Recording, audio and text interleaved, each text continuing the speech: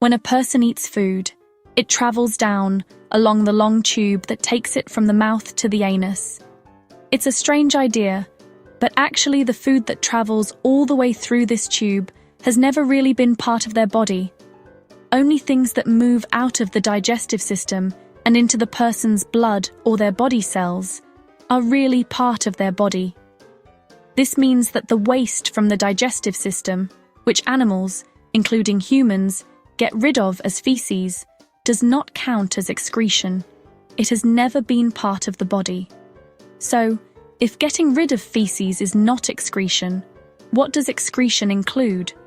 Excretion includes all the waste substances that organisms make in their cells, plus any substances that they have too much of that have been part of their body.